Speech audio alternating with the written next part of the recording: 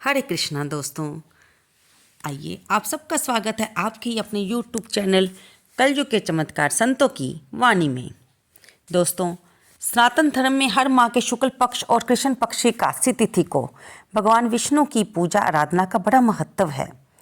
मान्यता है कि ऐसा करने से जीवन में सुख समृद्धि और खुशहाली आती है।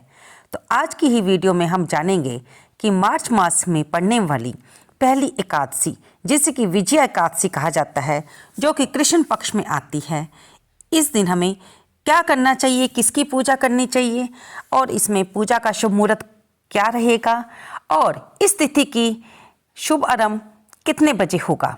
आइए जानते हैं।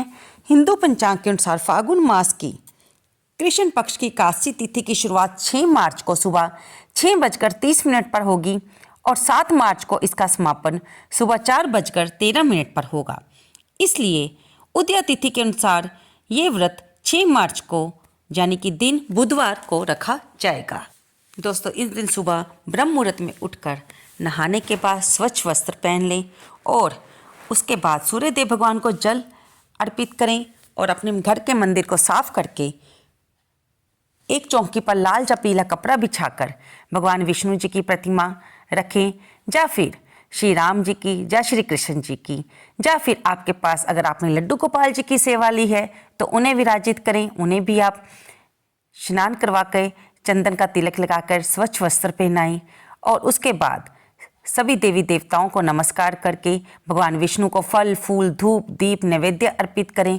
अगर आप व्रत रख रहे हैं तो हम आपको पहले भी बताते हैं कि हर व्रत का संकल्प लिया जाता है।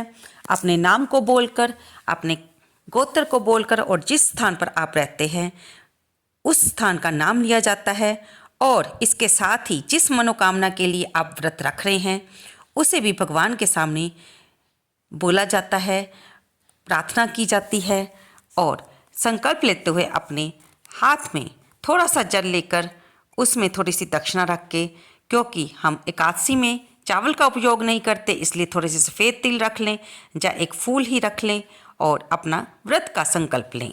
आप जिस प्रकार से भी व्रत रख रहे हैं कि आप फलाहार रख रहे हैं कि केवल फलों का उपयोग करेंगे या दूध वगैरह चाय वगैरह लेंगे, सूखे मेवे ले लेंगे, या फिर आप एक समय भोजन का नियम लेकर व्रत रख रहे हैं, जैसे कि इस दिन आप एक समय नमक का उपयोग करते हुए कुट्टू के आटे का भोजन कर सकते हैं। आप ऐसा संकल्प लें और उसी हिसाब से अपने व्रत को पूर्ण करें। संध्या को भी भगवान की आगे घी का दीपक जलाकर भगवान की इस व्रत के साथ संबंधित कथा को पढ़ें या सुनें और फिर आरती करके अपने जाने जाने हो जाने वाली भूल के लिए भगवान से क्षमा मांगे और अपनी मनोकामना को पूर्ण करने के लिए भगवान से फिर प्रार्थना करें। विजया एकादशी के दिन हम जानेंगे कि आप भगवान को क्या भोग लगा सकते हैं। इस दिन आप भगवान को साबूदाने की खीर या मखाने की खीर का भोग लगा सकते हैं, मौसमी फल अर्पित कर सकते हैं। हाँ, ये ध्यान रखें कि आप जो भी भोग लगाएं उसमें आप तुलसी दाल अवश्य डालें, क्योंकि आपको पता ही है कि तुलसी जी विष्णु प्रिय हैं और उनके बिना भगवान भोग स्वीकार नहीं करते हैं, ऐसा हमारे शास्त्रों में वर्णन आता है। अपने घर में धन सुख समृद्धि की प्राप्ति के लिए आप विजय एकादशी के दिन ओम नारायणाय लक्ष्मणे नमः मंत्र का 108 बार जाप कर सकते हैं। नहीं तो आप अपने गुरु मंत्र का भी जाप कर सकते हैं और इसके भी अलावा आप इस सारा दिन ओम नमो भगवते वासुदेवाय महामंत्र का जाप कर सकते हैं। इस दिन आप विष्णु सहस्त्र नाम स्तोत्र का पाठ कर सकते हैं, सुंदरकांड का पाठ कर सकते हैं और विष्णु चालीसा पढ़ सकते हैं, श्री लक्ष्मी चालीसा पढ़ सकते हैं।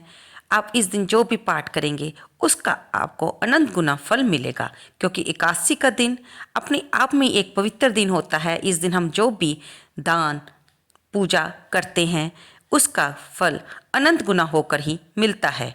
ये जरूरी नहीं कि आपने व्रत रखा है या नहीं रखा, इसके बावजूद भी आप कथा को सुन सकते हैं, भगवान का ज़्यादा से ज़्यादा नाम जप कर सकते हैं। इसके लिए आप भी पुण्य के भागी बनेंगे। और अब हम सुनते हैं इस व्रत में सुनी जाने वाली कथा। आइए मिलकर सुनते हैं। फागुन मास की कृष्ण पक्ष की एकादशी का शास्त्रोक्त नाम है विजया एकादशी। भगवान श्री राम ने लंका पर विचराई करते समय रावण पर विजय प्राप्त की कामना के लिए इस एकादशी का व्रत किया था। सभी प्रकार के दुख दूर करके सभी कार्यों में विजय और सफलता प्रदायक इस विजय एकादशी को भगवान विष्णु का और उनके ही स्वरूप भगवान श्री राम का जब भगवान श्री कृष्ण का पूजन किया जाता है।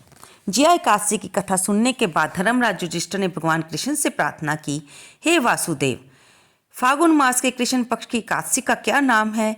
इसका व्रत करने से किन फलों की प्राप्ति होती है? कृपया इसे विस्तार पूर्वक मुझे बतलाइए। तब जोगेश्वर भगवान श्री कृष्ण ने कहा, हे राजेंद्र, फागुन मास के कृष्ण पक्ष की एक सर्व सिद्धि प्रदायक एकादशी का नाम विजया है। इस व्रत को करने से मनुष्य को सभी कार्यों में विजय मिलती है। इस विजय एकादशी के महात्म्य के सुनने व पढ़ने मात्र से समस्त पाप नष्ट हो जाते हैं।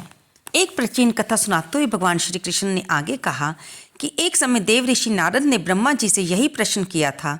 तब ब्रह्मा जी ने नारद जी से कहा था कि हे नारद, ध्यान पूर्वक सुनो।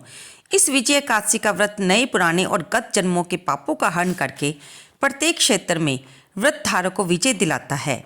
रामायण के प्रसंग का वर्णन करते हुए ब्रह्मा जी ने आगे कहा, त्रेता युग में मर्यादा पुरुषोत्तम श्री रामचंद्र जी को जब 14 वर्ष का वनवास हो गया, तब वे श्री लक्ष्मण तथा सीता जी सहित पंचवटी में निवास करने लगे। वहां से दुष्ट रावण ने जब सीता जी का हरण कर लिया, तब श्री राम जी तथा लक्ष्मण जी अत्यंत व्याकुल हुए और सीता जी की खोज में चल दिए। घूमते घूमते जब वे मन्नासन जटाजू के पास पहुंचे और जटाजू उन्हें सीता जी का वृतांत सुनाकर स्वर्गलोक को चला गया। कुछ आगे जाकर उनकी सुग्रीव से मित्रता हुई और उन्होंने बाली का वध किया। तब हनुमान जी ने लंका में जाकर सीता जी का पता लगाया और उनसे श्री रामचंद्र जी और सुग्रीव की मित्रता का वर्णन किया। वहां से लौटकर श्री हनुमान जी ने श्री रामचंद्र जी के पास आए और सारा समाचार सुनाया। तब भगवान श्री राम वानर सेना सहित उन्होंने लंका की ओर प्रस्थान किया। जब श्री रामचंद्र जी समुद्र के किनारे पहुंचे, तब उन्होंने मगरमच्छ आदि से युक्त अथाह समुद्र को देखकर लक्ष्मण से कहा कि इस समुद्र को हम किस प्रकार पार कर सकेंगे। तब श्री लक्ष्मण जी कहने लगे कि हे पुरुषोत्तम, आप सब कुछ जानते हो। यहाँ से आधा योजन दूर कुमारी द्वीप में वक्दालभ्य नाम के मुनि रहते हैं। उन्होंने अनेक ब्रह्म देखे हैं। आप उनके पास जाकर इसका उपाय पूछिए। लक्ष्मण जी के द्वारा इस प्रकार के वचन सुनकर श्री रामचंद्र जी वक्दालभ्य ऋषि के पास गए, उनको प्रणाम करके बैठ गए। मुनि ने उनसे पूछा, हे राम, आपका आना कैसे हुआ? तब भगवान श्री राम कहने लगे कि हे ऋषिवर, मैं अपनी सेना सहित यहाँ पर आया हूँ और राक्षसों को जीतने के लिए लंका जा रहा हूँ। आप कृपा करके समुद्र पार करने का कोई उपाय बताइए, इसलिए मैं आपके पास आया हूँ। तब महर्षि बोले, हे दशरथ पुत्र राम, फागुन मास के कृष्ण पक्ष की एकादशी का व्रत करने से निश्चय ही आपकी विजय होगी। साथ ही आप अवश्य ही समुद्र भी पार कर लेंगे। इस व्रत की विधि ये है कि दशमी के दिन स्वर्ण, चांदी, तांबा, मिट्टी का एक घड़ा लेकर उसे जल से भरकर उस पर 5 पल्लव रखने के पश्चात उसे वेदी पर स्थापित करें। 7 अनाज एक जगह मिलाकर यहाँ रखने हेतु वेदी बनाएं और घड़े को ऊपर जौ रखें। जौ के ऊपर भगवान श्री नारायण की स्वर्ण प्रतिमा स्थापित करें और एकादशी के दिन स्नान आदि नित्य क्रम से निर्वृत्त होकर धूप, दीप, नैवेद्य, नारियल आदि से भगवान की पूजा करें। ये दिन भक्तिपूर्वक घड़े के सामने बैठकर व्यतीत करें और रात्रि को भी इसी जगह बैठकर भगवान का नाम जप करना चाहिए या कीर्तन करना चाहिए। और द्वादशी के दिन नदी या तालाब के किनारे स्नान आदि से निवृत्त होकर उस घड़े को ब्राह्मण को दे देना चाहिए। यदि तुम इस व्रत को अपने सेनापतियों सहित करोगे तो अवश्य ही विजयी होगी। इसके पश्चात भगवान श्री राम ने विधि पूर्वक विजय एकादशी का व्रत किया और उसके प्रभाव से लंका के राक्षसों पर और रावण पर विजय पाई। अतः हे राजन, जो मनुष्य इस व्रत को विधि पूर्वक करता है उसे दोनों लोकों में विजय प्राप्त होगी।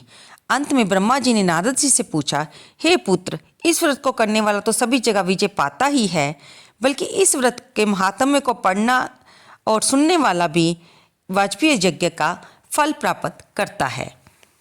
तो दोस्तों, ये थी इस व्रत की महत्ता बताती हुई कथा, जिसे आप और हम सब ने मिलकर सुना। और दोस्तों, अगर आपके घर के पास भी कोई मंदिर है और आपके पास समय है तो घर के पास वाले मंदिर में अवश्य जाएं। वहाँ पर जौन सा भी भगवान का स्वरूप है उसकी धूप दीप नैवेद्य आदि से पूजा करें और वहीं पर कुछ समय बैठकर भगवान के नाम का जप करें। जब हम किसी मंदिर में जाकर भगवान के नाम का जप करते हैं तो मंदिर की सकारात्मक ऊर्जा के कारण उस नाम जप का, उस कीर्तन का हमें विशेष पुण्य मिलता है। कथा को सुनने और पढ़ने के बाद भगवान की आरती करें और उसके बाद क्षमा याचना अवश्य करें। तो दोस्तों, ये सारी वीडियो है विजय एकादशी के बारे में जिसे हमने आपको बताया।